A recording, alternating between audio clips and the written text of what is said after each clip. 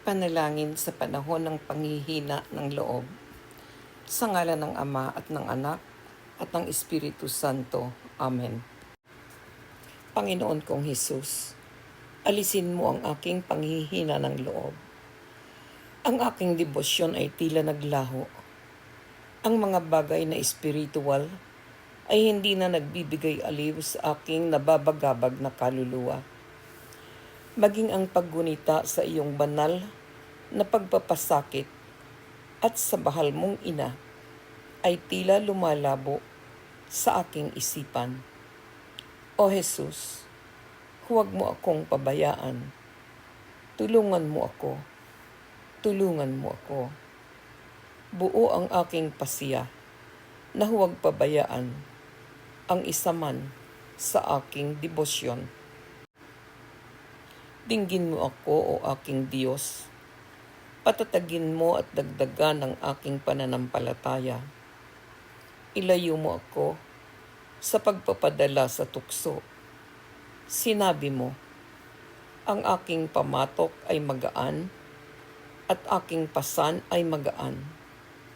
Mahabag ka sa akin, sapagkat saan man ako lumingon, ay mga hadlang at kahirapan lamang ang aking nakikita. Kung matibay lamang ang aking pananampalataya, maluwag kong tatanggapin ang aking mga pagsubok. Ngunit sa abak ko, ang aking nadarama ay pagkainip, pag-aalinlangan, at panghihina ng loob. Kaluluwa ko, kumapit kang matatag kay Jesus. Kay hina ng aking loob, at kay musmos ng aking pananampalataya, ang lahat ng aking kaaliwan at kagalakan ay nagmumula lamang sa iyo. Ilapit mo ako lalo sa iyo kapag ako'y nilulusob ng mga tukso. Tulungan mo akong huwag mabigo.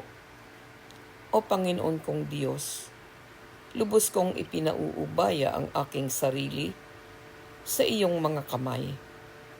Pagod na ako sa pakikipaglaban, kaya't magpapahinga ako sa paanan ng iyong krus. Sa gitna ng aking espiritual na pagdadalamhati, dinggin mo ang aking panalangin. Jesus, maawa ka sa akin. Amen.